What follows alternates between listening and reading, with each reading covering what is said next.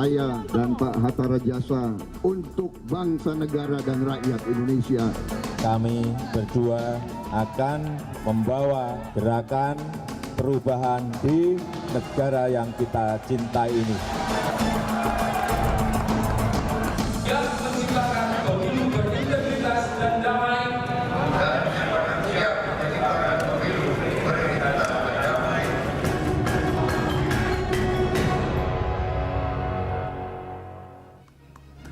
Jokowi JK!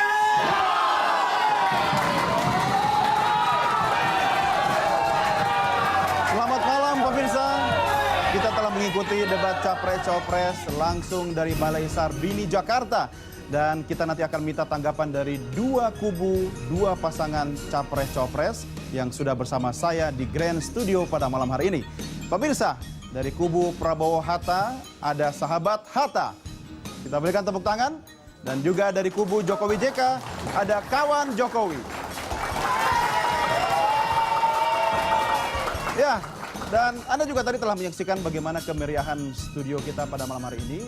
Selain itu, telah hadir juga narasumber kita yang akan bersama kita berdiskusi pada malam ini. Yang pertama adalah Budiman Sujatmiko dari kubu tim sukses Jokowi Yusuf Kala.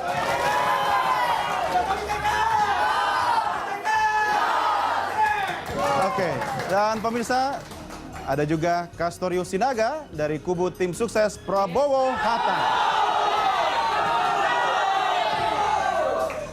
Dan pemirsa, kita juga menghadirkan dua panelis kita pada malam hari ini. Saya perkenalkan, sudah tidak asing lagi. Yang pertama adalah wartawan senior dari Tempo, yaitu Bambang Harimurti. Kita berikan tepuk tangan.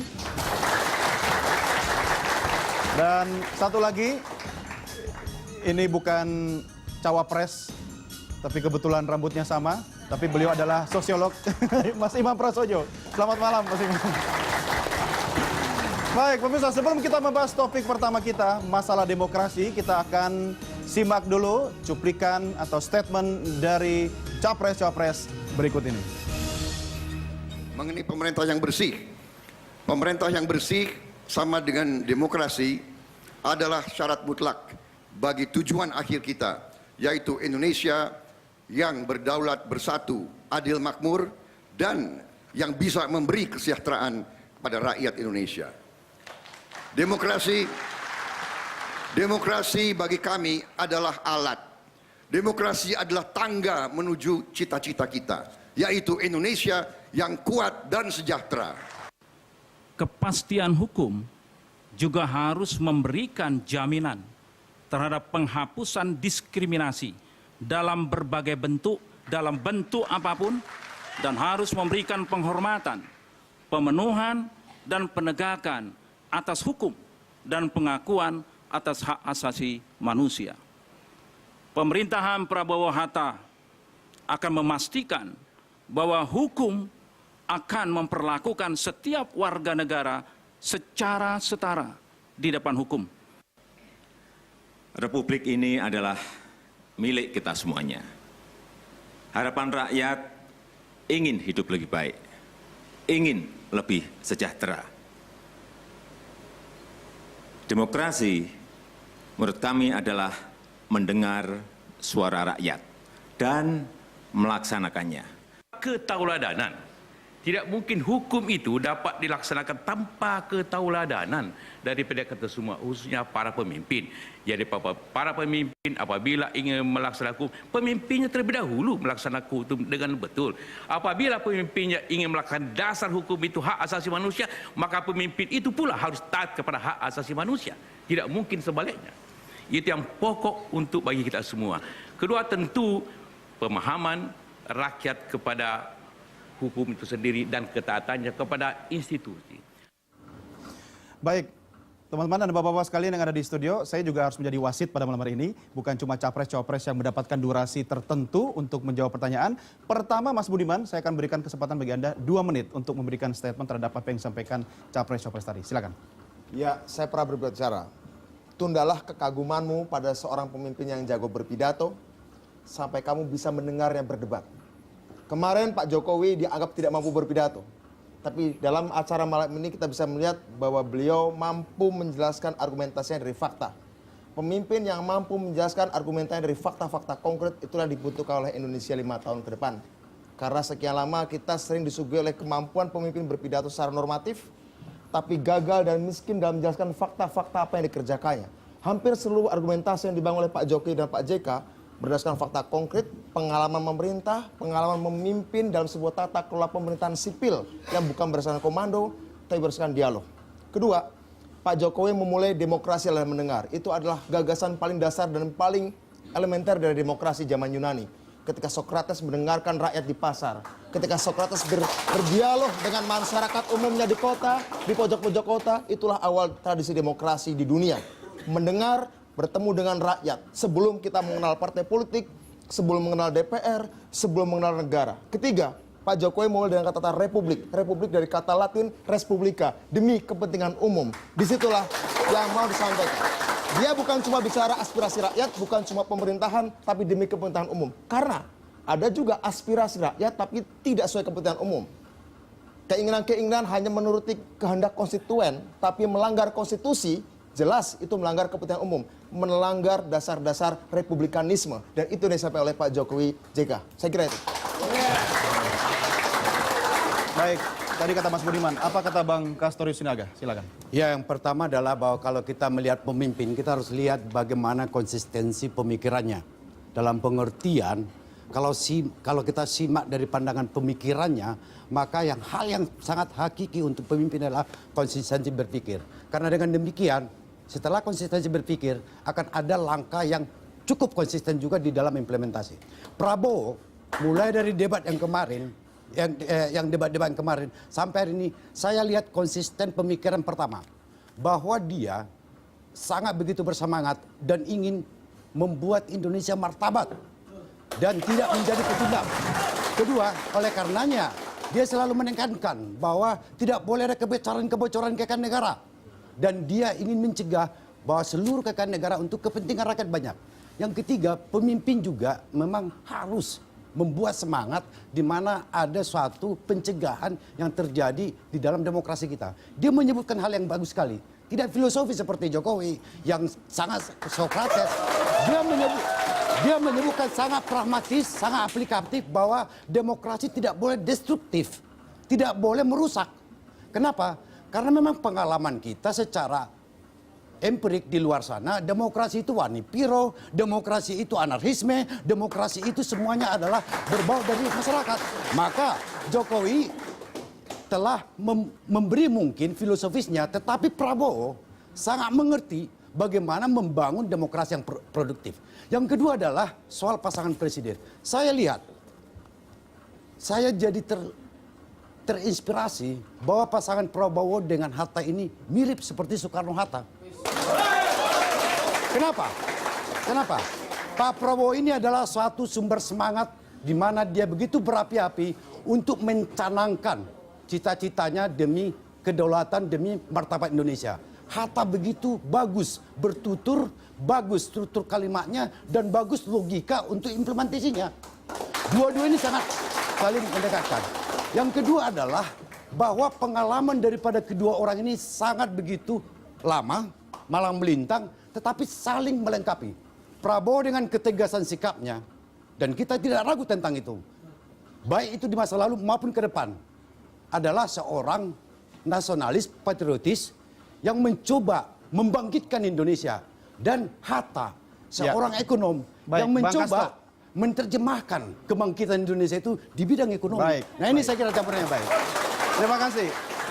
Masing-masing harus adil, 2 menit, 2 menit, ya kan? Dan sekarang apa kata panelis kita? Saya pertama berikan ke Mas Bambang Harimurti dulu, silakan Mas. Ya, saya lihat ini seru ya, dan saya kira tidak mengubah orang-orang yang sudah memilih. Karena saya kira memang masing-masing tertarik pada kelebihan dan kekurangan masing-masing. Apakah ini mempengaruhi pada mereka yang belum memutuskan memilih? Saya kira ada pengaruhnya. Dan bagi saya memang kalau dibikin sederhana, ini adalah satu kelompok yang konsentrasi pada memberi janji dan satu kelompok yang konsentrasi pada memberi bukti. Ya, dua-duanya diperlukan gitu. Tapi ada orang yang lebih suka memilih pemimpin yang sudah terbukti, ada orang yang ingin memilih pemimpin yang memberikan janji-janji yang sesuai dengan visi misinya. Tapi presidennya kan cuma satu nanti. Ya, Mas. betul. Dan saya lihat juga kedua-duanya kan pakai ingin meniru Bung Karno lah dalam hal itu. Retorikanya. Dan saya kira memang mereka memilih Bung Karno pada periode yang berbeda. Saya kira kelompok Prabowo Hatta memilih dari sisi demokrasi Presiden Soekarno setelah dekret 5 Juli. Ketika dia menerbitkan demokrasi terpimpin. Dan itu wajar dari kalangan tentara karena itu memberi porsi yang besar pada tentara. Tetapi Jokowi memilih masalah era Bung Karno ketika dia ketemu dengan Mang Ain dan melahirkan Marhainisme. Ketika dia melihat bahwa orang kecil itu kalau dia mandiri, diberdayakan, itulah yang akan membuat negara kuat. Jadi saya kira begini, kalau Prabowo itu pola pikirnya, ini dua-duanya sama, ingin mencapai rakyat Indonesia yang adil dan sejahtera.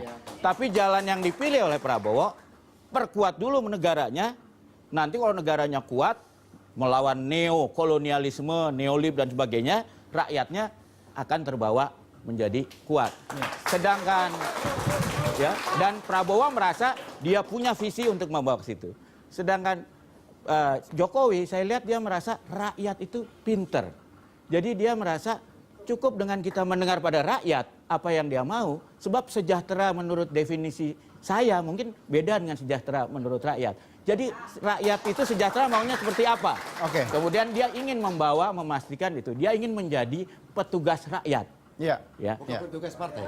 Saya kira dia ingin jadi petugas rakyat. Dan baik. Dan saya kira pada akhirnya memang pemilih Soekarno muda dan Soekarno tua. Kira-kira gitu. Saya kira Soekarno pada usia yang berbeda ya. Karena waktu 55 belum tua banget. Baik, Mas Bambang terima kasih. Saya ke Mas Imam dulu, silakan komentar Anda. Saya melihat begini ya, jadi dalam sebuah menjawab pertanyaan yang besar seperti itu tentu tidak mungkin dia bisa menjawab secara menyeluruh. Nah, oleh karena itu yang hanya bisa kita evaluasi adalah apa yang dia ucapkan dalam waktu yang singkat. Yang saya bahagia hari ini adalah dari kedua pasangan ini banyak sekali visi yang sama yang sebetulnya menguntungkan untuk rakyat kita. Sebagai contoh adalah misalnya tentang Kebineka Tunggal Ikaan. Baik itu Pak Prabowo dan Pak Hatta maupun Pak Jokowi dan JK, dua-duanya punya komitmen yang sama tentang perlunya menegakkan Kebineka Tunggal Ikaan. Pak Prabowo punya rekor bagaimana dia mengajukan wakil gubernur yang sebagai orang minoritas itu dia dorong agar ini tidak ada diskriminasi. Pada saat yang sama Pak Jokowi juga menyebut tentang Susan, ya, lurah. Jadi buat saya skor di sini 1-1, ya. Kedua, kesamaan berikutnya yang ini adalah kemenangan rakyat. Jangan diskoring. Jangan diskoring. Selagi masih adil nggak apa-apa. Kalau satu yang kedua. Bebas, silakan. Yang kedua adalah sikap bagaimana terhadap partai politik pendukung. Dua-duanya mengemukakan siapapun yang nanti akan menjadi presiden, pada saat mereka terpilih, dia akan mengutamakan rakyat ketimbang partai di dalam melakukan. Dengan kata lain, dalam hal ini, Prabowo maupun Jokowi mempunyai komitmen yang sama bahwa rakyat lebih penting daripada kepentingan partai politik. Nah, nanti kita harus tagih sama-sama. Jangan sampai dua-duanya itu ingkar janji. Nah, memang ada perbedaan. Kalau dari sudut detail tadi, pengalaman-pengalaman, Pak Jokowi kelihatan lebih jelas. Tetapi Pak Prabowo memberi bingkai yang lebih umum dan kemudian didetailkan oleh Pak Hatta.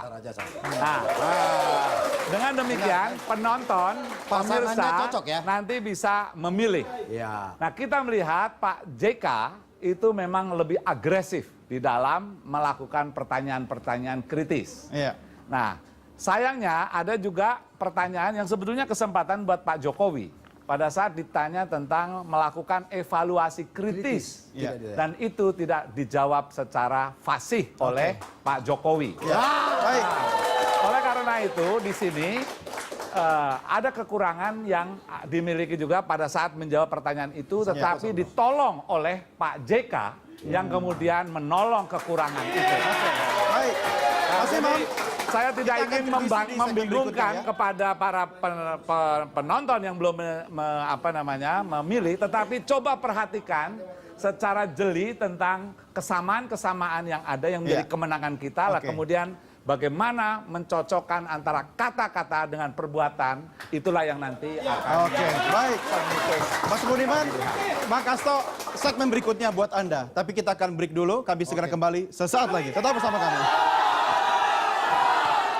Baik, pemirsa, Anda masih bersama kami.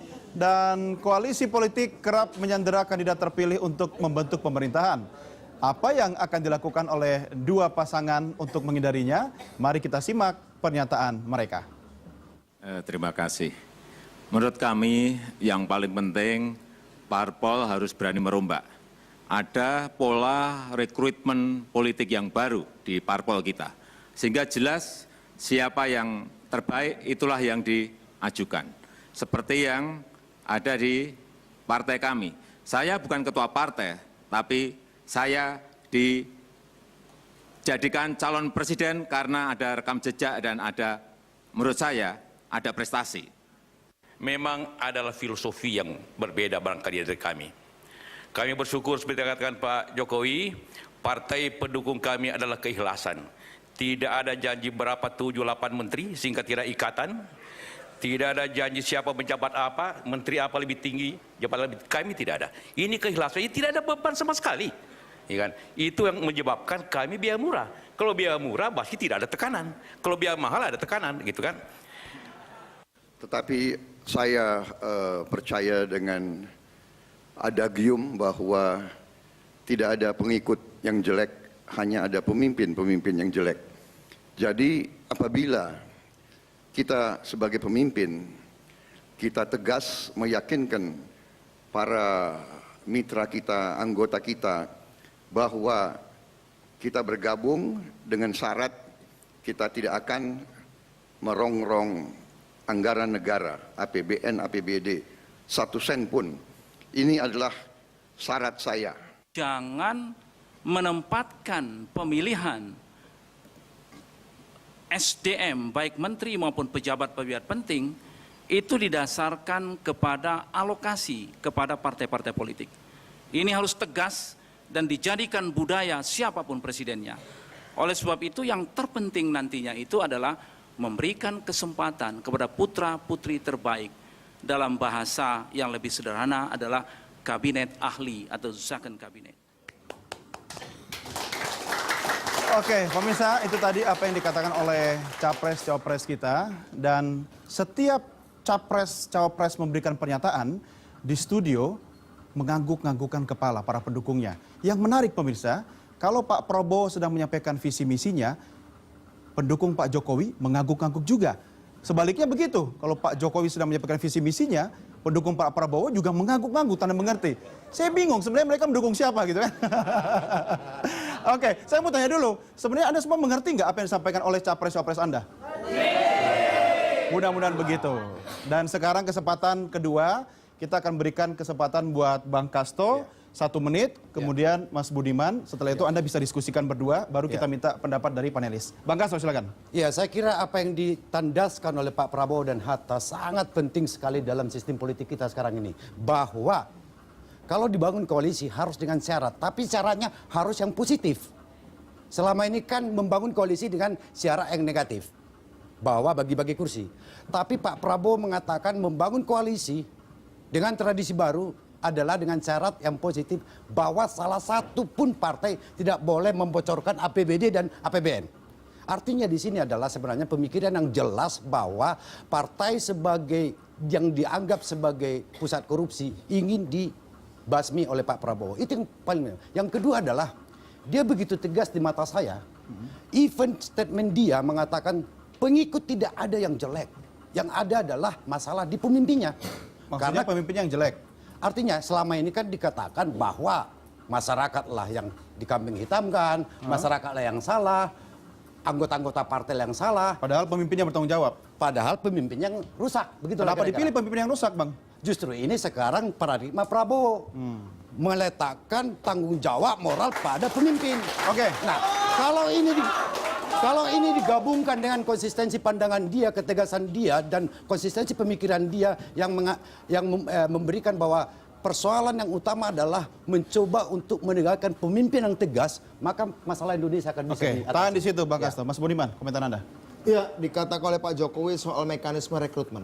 Karena pada hakikatnya korupsi terbesar adalah korupsi politik. Korupsi politik sumbernya adalah pada rekrutmen.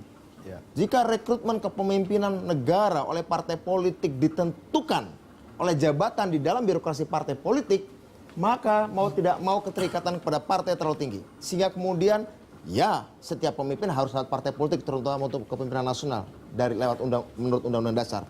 Tapi ada mekanisme kekuatan potensial di dalam partai dimunculkan adalah sebuah tradisi yang akan menjadi sebuah tradisi yang diteruskan oleh partai kami dan diharapkan juga partai-partai koalisi yang lain.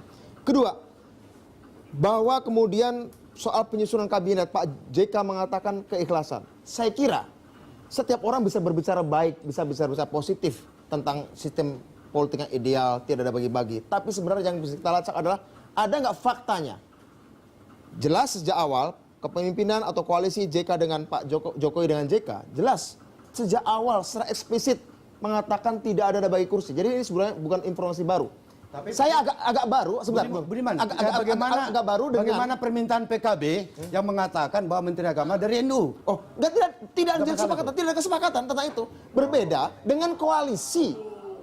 Berbeda dengan koalisi, ya.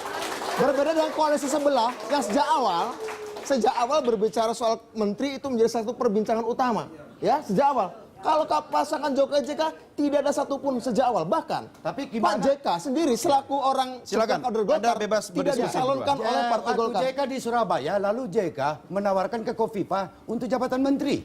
Bagaimana itu? Tidak ada. Maksud saya adalah indah sekali ikhlas, kata-kata ikhlas tidak ada. Tetapi seolah-olah naif, tidak sesuai, tidak konsisten dengan apa yang terjadi di lapangan.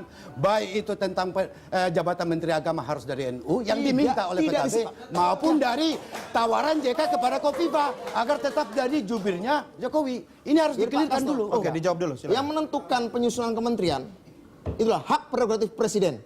Dan kita tahu,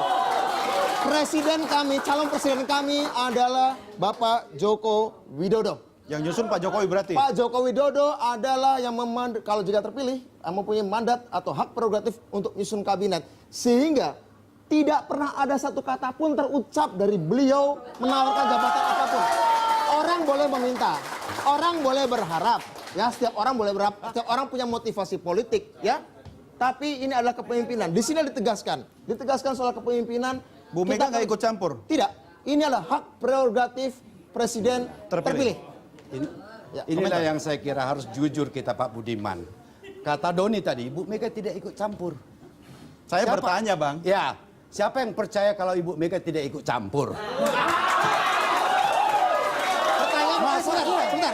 Nah, oleh karenanya saya katakan, baiklah kita ajarkan masyarakat. Enggak, saya juga mau ngajarkan mengajarkan pada masyarakat politik yang agak lebih realistis. Sama seperti Prabowo, dia mengatakan saya berkoalisi tapi dengan syarat. Kita hanya menilai syaratnya apa, positif apa negatif. Oh, positif. Ya. Jujur. Nah, tapi kalau dikatakan ikhlaslah berkoalisi, tetapi ke Surabaya ditawarkan jabatan menteri. Itu sudah jawab. Lalu dikatakan di sini Megawati tidak ikut berperan. Ini harus berusul. Oke. Saya jawab. Pertanyaan begini. Saya jawab, sudah sejak awal saya jawab bahwa hak prerogatif penyusunan kabinet adalah presiden, ya. Pemutus akhir. Itu konstitusional. Tapi sebagai seorang manusia tidak mungkin bahwa dia tidak mendengarkan, bahwa kemudian orang yang mendukungnya tidak punya aspirasi. Itu wajar, itu sangat realistis. Masukan ada, tentu saja. Siapa bilang bahwa seseorang itu tidak mendapatkan masukan? Ya, tidak mungkin. Tetapi pemutus akhir adalah presiden terpilih. Satu. Ya. Kedua, kita ingin menegaskan soal komitmen demokrasi. Presiden maksudnya Ibu Mega ya? Iya, Bang Kasto sabar. Kita selesaikan dulu Mas Budiman. Kita ingin menjawab. Ya. Penonton, Anda juga harus menjadi penonton yang bertanggung jawab ya. Oke. Kita ingin menjawab pertanyaan kedua. Komitmen Pak Prabowo tadi tentang demokrasi, ada pertanyaan menarik. Ya. Demokrasi. Kalau saya jadi Pak Jokowi atau jadi Pak JK, saya ingin menanyakan atau saya jadi moderator ingin bertanya. pada saat gerakan demokrasi sedang mengalami ujian hidup mati, mengelawan otoritarisme, di mana Prabowo berada? Di mana Prabowo? Saat tahun 97, saat tahun 97-98, ketika demokrasi sedang dilahirkan dan mengalami bleeding, dia bagian dari dukun atau bidannya itu melahirkan, atau kekuatan yang ingin membunuh bayi yang akan lahir itu. Dia di mana? Baik, nah itu konsisten. Yang kedua, tiga. Ini penting agar kita jelas mana yang produk. Kan dia Pak Prabowo mengatakan demokrasi yang produktif. Ya, Pak Prabowo mengatakan demokrasi yang produktif. Pertanyaannya, pada demokrasi dia seorang produsen atau seorang konsumen? Seorang pencipta, seorang pelahir, atau seorang penikmat dari sarana-sarana kebebasan demokrasi? Mas Itu Budiman. penting. Mas Itu Budiman. penting. Itu penting. Oke. Itu penting. Anda over 30 detik, nanti overnya saya kasih ke Bang Castro. Tapi nanti saya minta Mas Imam dulu memberikan pandangan. Silakan Mas Imam. Jadi ini nggak adil, nggak demokrasi nih. Sebentar. Jadi dari sudut pernyataan kedua kandidat tadi kita lihat komitmen baik oleh Pak Prabowo maupun Pak Jokowi sama-sama tidak mau tersandra oleh partai-partai pendukungan. Itu statement ya. Nah, kita tahu masyarakat di rumah bisa menilai dengan banyaknya koalisi tentu ada beban yang harus dibuktikan oleh Pak Prabowo apakah betul nanti beliau ini tidak mengakomodasi tagihan-tagihan dari partai politik yang mendukungnya. Pada saat yang sama dari Pak Jokowi juga akan mendapatkan beban. Dengan koalisi ramping tentu lebih mudah. Tetapi pertanyaan publik adalah seberapa jauh Pak Jokowi tidak terkena beban paternalisme. Karena jelas bahwa Pak Ibu Mega memiliki karisma yang luar biasa. Oleh karena itu yang hanya akan bisa menentukan nanti pada saat kalau itu terpilih. Nah, pemilih di rumah harus menimbang mana yang lebih percaya, apakah betul Pak Prabowo tidak akan mengakomodasi partai-partai yang begitu banyak ikut nunggang di belakangnya, ataukah percaya bahwa Pak Jokowi tidak akan terdikte oleh Ibu Megawati. Inilah yang perlu kita didik pada masyarakat pemilih. Ya sebetulnya sih kalau menurut saya kalau kedua calon presiden dan wapres ini betul-betul taat pada janji mereka, gampang. Susun aja kabinet mereka sekarang. Sebelum jadi presiden. Biar rakyat yang menilai. Betulkah mereka itu membeli menteri tanpa melihat koalisi atau mereka memilih menteri berdasarkan apa yang dipandang rakyat sebagai menteri yang profesional dan second. Kalau misalnya kabinet diumumkan oleh kedua pasang capres-cawapres, publik bisa menilai. Saya kira itu bisa menjadi swing vote, bisa mengubah orang-orang yang tadinya ragu-ragu untuk memilih. Nah ini sebetulnya kita tantang aja kedua capres dan wapres. Susunlah calon kabinet kalian segera sebelum tanggal 9 Juli. Ada nama Menkominfo Bapak Harimurti. Oke, kita break dulu. Semangatnya mana? Baik, pemirsa tetap bersama kami masih akan kembali sesaat lagi. Ya, pemirsa, kalau kita bicara tentang persoalan kemajemukan bangsa menjadi satu topik yang diangkat dalam debat Capres-Cawapres. Apa jurus yang akan diambil oleh Jokowi JK dan juga Prabowo Hatta untuk melindungi kemajemukan bangsa? Sekali lagi saya ajak Anda untuk menyimak pernyataan mereka berikut ini. Tunggal Ika, keberagaman kita ini saya kira sudah final ya. Kita tidak sebetulnya kami sudah tidak ingin mengungkit-ungkit itu lagi, karena itu sudah final. Sehingga waktu kita mengangkat, saya berikan contoh konkret, waktu mengangkat Lurah Susan. Bahwa negara kita ini yang negara plural itu sangat meyakinkan. Semua agama, semua suku menjadi bahagian yang satu daripada negeri ini. Bhinneka Tunggal Ika. Kami percaya dan kami yakin akan melaksanakan itu. Tapi untuk lebih menekankan lagi keyakinan seluruh bangsa, kita tidak hanya bicara ide, kita bicara pelaksanaan. Pada saat banyak bagian negeri ini yang terjadi pecah belah, banyak negeri ini yang tidak meyakini ini, banyak negeri ini saling membunuh karena perbedaan agama, suku. Alhamdulillah, saya menyelesaikan banyak hal di Poso, di Ambon, di Aceh. Ya, kami yang mencalonkan orang minoritas menjadi wakil gubernurnya, Saudara Joko Widodo, Saudara Ahok, waktu itu cukup kontroversial, tetapi saya sebagai pimpinan Partai Gerindra, Ketua Dewan Pembina, sayalah yang keras mempertahankan waktu ada serangan-serangan bahwa tidak baik atau tidak mungkin orang minoritas menjadi wakil gubernur. Saya kira saya mengambil satu sikap yang diketahui. Dan kebinekaan adalah rahmat anugerah Allah Subhanahu wa taala yang harus kita pelihara dan harus kita jaga dengan baik. Negeri ini dibangun atas dasar keinginan bersama untuk hidup bersama dalam negara kesatuan Republik Indonesia yang diaduk oleh sentimen kesejarahan dari rasa nasionalisme dan multikulturalisme. Meniadakan satu di antara itu hanya akan merusak yang satunya.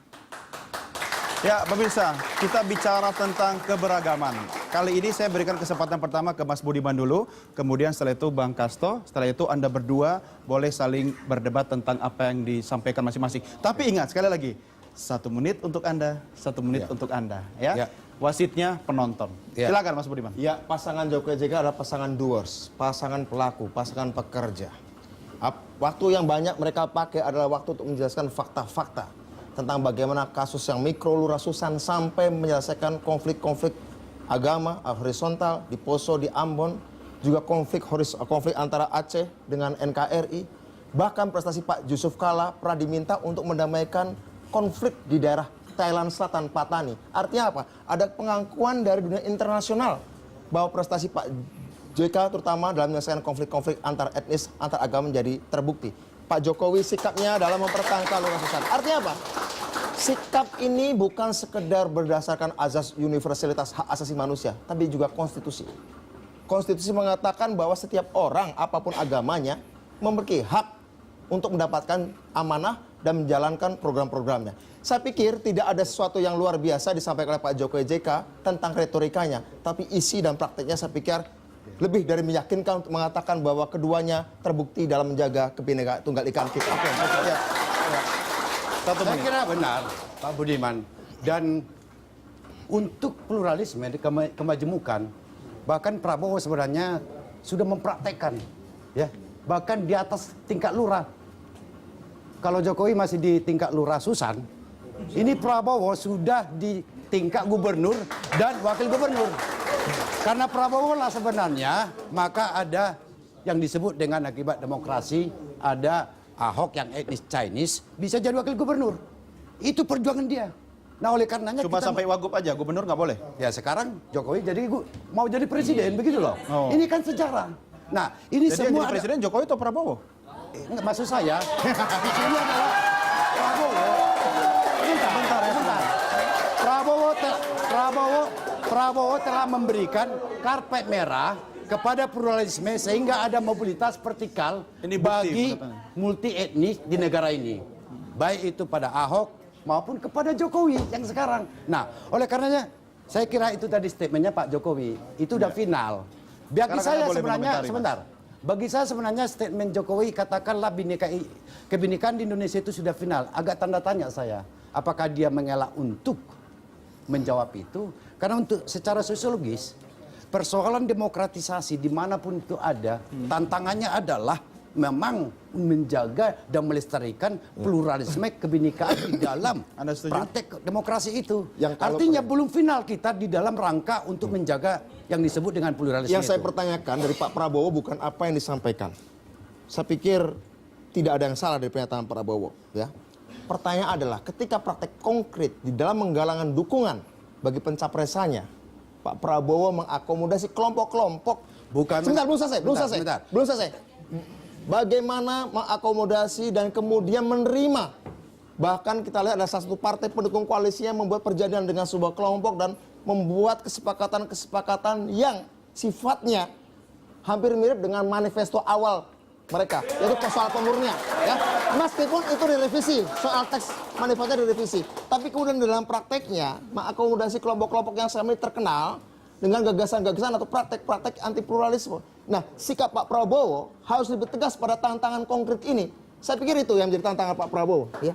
Saya kira Budiman salah membaca sikap politik Prabowo. Justru Prabowo membuka pintu bagi seluruh elemen masyarakat, mulai dari yang lunak sampai yang keras, untuk dia bina agar menghargai demokrasi dan pluralisme di negara ini.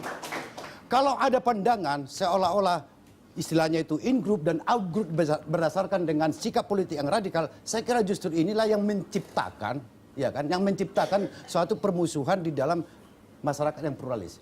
Tantangan, seperti yang saya katakan, tantangan dimanapun demokratisasi berlangsung adalah mencoba menerima realitas kondisi objektif pluralisme dan membenahi itu, bukan malah untuk istilahnya itu, maaf ya, untuk hanya sekedar retorika. Nah, oleh karena di sini Prabowo mempraktekkan itu baik di tim sesnya maupun ketika dia mencalonkan gubernur yang mungkin dulu kita tidak pernah akan berpikir bisa untuk etnis tertentu gubernur di DKI. Oke. Oleh karenanya di sini saya kira demi ke depan, ya, demi ke depan inilah yang disebut dengan pejuang dan pelaku demokratis sejati. Oke, Ya. baik. Tahan masing-masing jawaban dari Anda berdua. Kita akan simak apa yang disampaikan oleh panelis kita. Mas Bambang, silakan. Ya, saya kira kalau ada pernyataan terbaik Prabowo dalam keseluruhan babak ini, saya setuju dengan Mas Imam, adalah ketika dia menyatakan waktu ya dia buktikan dengan Ahok. Karena ini satu-satunya atau yang paling kuat bahwa ini bukti, bukan sekedar janji. Gitu ya. Sebetulnya saya tadinya menunggu, kenapa berhenti di situ? Sebab saya kebetulan kenal Bung Prabowo. Prabowo itu sebetulnya dirinya sendiri, keluarganya itu adalah simbol dari pluralisme. Kita lihat, ayahnya Islam Abangan, ibunya seorang Protestan, kakaknya seorang Katolik, adiknya 2 Kristen. Dia satu-satunya yang Islam di keluarga itu, dan bahkan salah satu iparnya adalah orang Prancis. Jadi kalau kita lihat keluarga itu sebetulnya sangat mencerminkan pluralisme. Miniatur Indonesia. Tapi kenapa dia nggak sampaikan itu? Ya. Itu saya bilang. Pertanyaan saya kenapa Jadi kira-kira, karena Mas? saya akhirnya menyampaikan apa karena dia khawatir bahwa kelompok-kelompok yang kita kenal garis keras seperti FPI, FBR, dan Muda Pancasila yang selama ini mencederakan kebinekaan akan menarik dukungannya. Kalau Saya nggak tahu tahu yang itu. Saya sebenarnya pengen tanya sama Prabowo, kenapa itu nggak disampaikan? Karena itu benar-benar bukti, bukan janji gitu loh. Iya. Nah, itu kenapa nggak disampaikan? Baik. Gitu? Kalau Mas Imam sendiri bagaimana? Perspektifnya mana? Saya lihat dari kedua belah pihak, kalau komitmen untuk memperjuangkan hak-hak ya setiap orang ada bukti. Masalah itu lurah ataupun gubernur menurut saya tidak terlalu soal. Tetapi yang saya keduanya agak kecewa adalah Kebineka Tunggal Ikaan itu tidak cukup memberikan ruang untuk mengekspresikan hak. Tetapi justru yang saya harapkan tadinya adalah program-program apa yang harus menjadi bagian penting di dalam pemerintahan agar Kebineka Tunggal itu tumbuh. Misalnya contoh bayangan saya, ada jawaban misalnya saya akan mendorong tumbuhnya program-program yang cross-cutting, yang melibatkan antara satu kelompok dengan kelompok lain sehingga muncul sebuah interaksi antara satu pihak dengan pihak lain secara intensif. Itu contoh.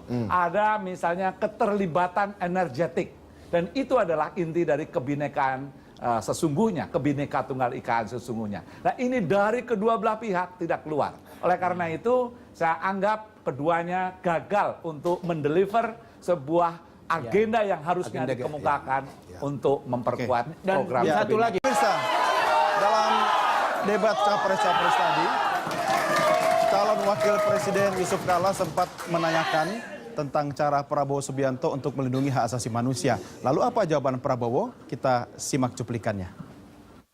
Hak asasi manusia yang paling dasar adalah hak untuk hidup. Kemudian tugas Undang-Undang Dasar yang diberikan kepada sebuah pemerintah republik adalah melindungi segenap tumpah darah Indonesia. Itu tugas utama pemerintah. Sebuah pemerintah harus melindungi segenap tumpah darah dari segala ancaman, apakah dari luar negeri atau dari dalam negeri. Jadi saya sekian puluh tahun adalah abdi negara, petugas yang membela kemerdekaan, kedaulatan, dan hak asasi manusia, mencegah kelompok-kelompok radikal ataupun kelompok-kelompok yang menggunakan kekerasan mengancam keselamatan hidup orang-orang yang tidak bersalah. Apakah saya, kan arah Bapak kira-kira gitu, bahwa saya tidak bisa menjaga HAM karena saya pelanggar HAM, kira-kira itu kan Bapak arahnya. Iya kan?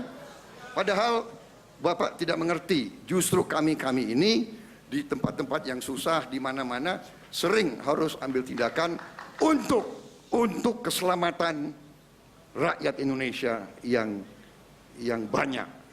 Sebagai contoh. Ya, pemirsa, itu tadi jawaban dari calon Presiden Prabowo Subianto menanggapi pertanyaan yang dilontarkan dari calon Wakil Presiden Yusuf Kalla. Lalu apa komentar publik?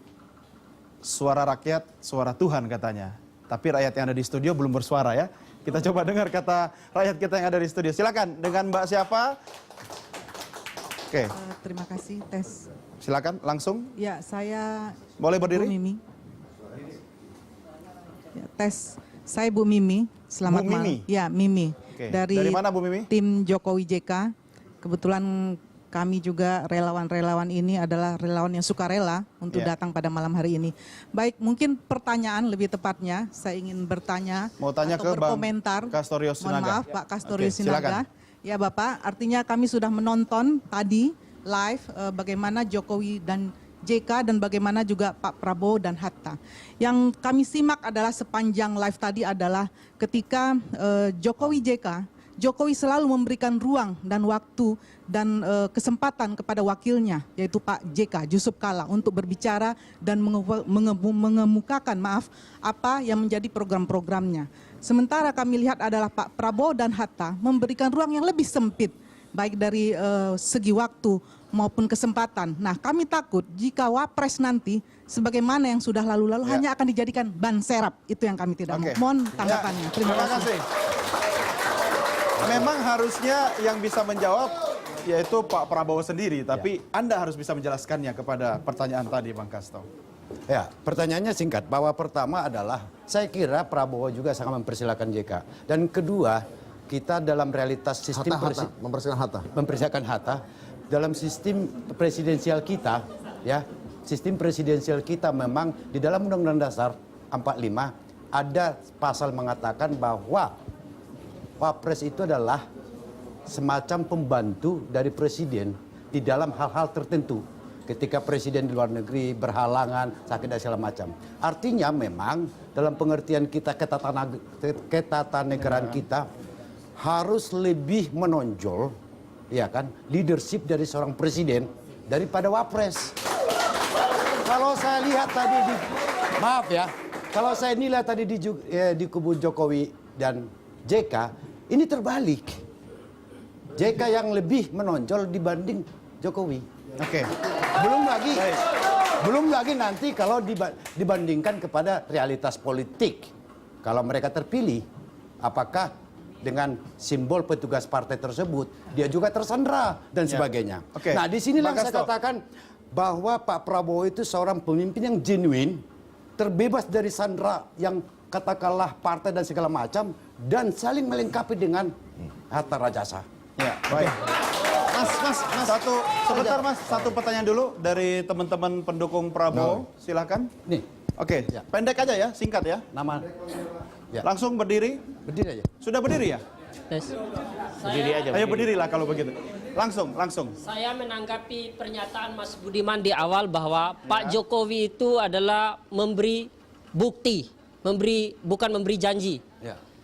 Pertanyaan saya adalah, apa tanggung jawab Pak Joko Widodo, ya kan, selaku Gubernur DKI juga sebagai penanggung jawab anggaran ketika ada dugaan skandal Transjakarta yang melibatkan Kepala Dinas Perhubungan.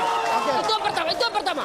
Ya, Kaitannya dengan itu, Pak Jokowi itu lari dari tanggung jawab 15 juta penduduk DKI. Dia lari dari tanggung jawab menurut saya. Itu bukan janji, bukan bukti.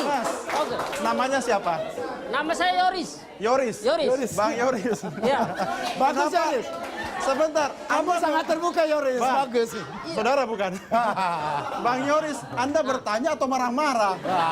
Itu wujud kecintaan. Kan dia tadi bilang tentang penegakan supremasi hukum. Mana itu? Ya, oke.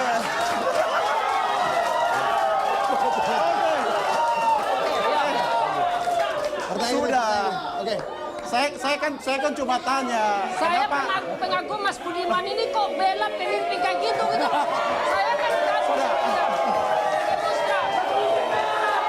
Oke, teman-teman. Tolong tertib ya. Tolong tertib ya. Sikap Anda menunjukkan kedewasaan Anda terhadap calon yang Anda pilih. Ya. Jadi jaga nama baik calon yang Anda pilih. Bang Yoris terima kasih, tapi jangan marah sama saya ya. Mas Budiman silakan. Bagus. Bapak Jokowi tidak pernah menolak jika memang ada kasus hukum. Jika memang ada indikasi yang mengarah pada Pak Jokowi, jika ada pemanggilan dari Kejaksaan Agung, silakan. Memangnya pertanyaannya, seolah-olah Pak Jokowi melarikan diri dari pemanggilan Kejaksaan Agung. Mana ada pemanggilan Kejaksaan Agung? Apakah ada buktinya? Surat pemanggilan dari Kejaksaan Agung? Kan tidak ada. Ya, satu. Sebentar. Saya belum jawab, Kedua, soal ya, yang beredar surat palsu malah. Yang kedua, soal jadi presiden, ya. Soal jadi presiden.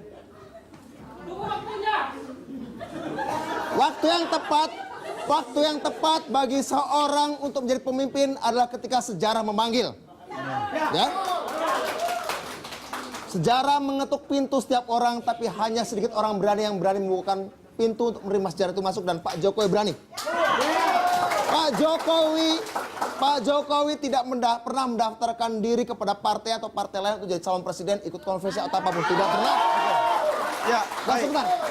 Bahwa sejarah memanggil, bahwa ukuran-ukuran survei, ukuran-ukuran kemudian mengalami opini, dan pada akhirnya partai memutuskan, itu bukan bentuk pelarian, tapi sebuah bentuk menjemput panggilan sejarah itu tadi. Ya? Baik, Mas Budiman. Pak Jokowi tidak pernah lari. Saya harus mengakhiri jawaban Anda. Dan sekarang kita akan berikan kesempatan buat panelis kita memberikan closing statement. Dia datang. Ya, saya mulai dari Mas Bambang. Dia datang ke Bawaslu. Ya, terima kasih buat bagi saya ini, khususnya terkait dengan yang ditanyakan Pak JK kepada Pak Prabowo tadi soal pelanggaran soal HAM ya. Ya, saya kira memang kalau tadi saya bilang Pak Prabowo itu best momennya adalah pada saat waktu terbaiknya adalah pada saat menjawab soal tidak ada diskriminasi, soal pluralisme, itu best momennya. Tapi waktu terburuknya adalah memang dalam soal HAM ini. Bahkan kita lihat tadi emosinya agak meningkat gitu ya. Dan saya kira itu wajar karena itu latar belakangnya memang demikian. Nah, tetapi saya kira kan semua manusia tidak sempurna, ada kebaikan dan kelemahannya. Tapi sebaliknya bagi Jokowi, saya kira best momennya adalah ketika dia menjawab soal otonomi daerah. Dia betul-betul sangat menguasai soal itu. Tapi memang waktu yang paling tidak baiknya ya waktu dia menghindar dari menjawab soal evaluasi kritis. Jadi masing-masing ada kelebihan. Tapi buat saya poinnya adalah kelihatannya memang kita berada di persimpangan jalan. Kalau kita lihat pengalaman negara-negara yang mengalami demokrasi di negara-negara kayak seperti Eropa Timur, pada satu saat ada sebagian masyarakat merasa jenuh dengan demokrasi dan merasa fatigue, dan mereka ingin kembali ke era yang pemimpinnya kuat, pemerintahnya kuat. Tapi ada orang yang justru merasa demokrasi perlu di-revive. Nah, saya kira pendukung Prabowo adalah kalangan yang merasa fatigue.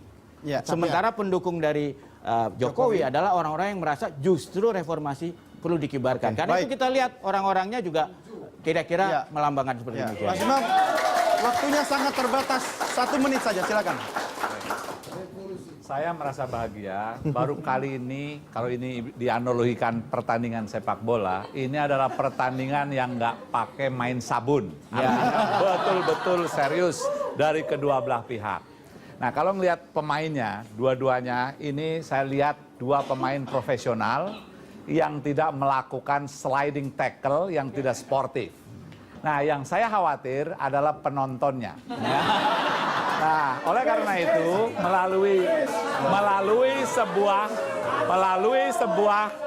melalui sebuah forum ini, saya ingin mari kita bangun tidak hanya pemainnya yang sportif, mari kita buktikan pada dunia penonton yang saling mendukung juga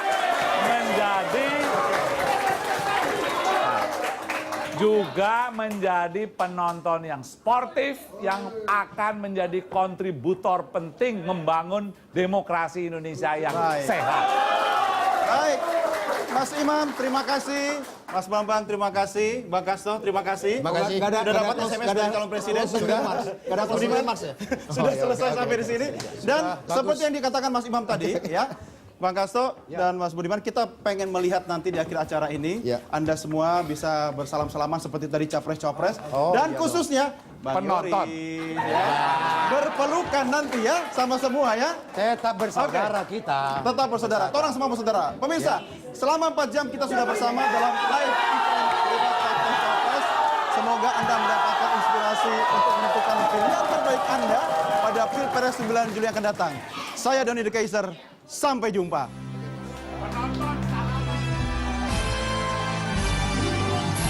Ayo silakan.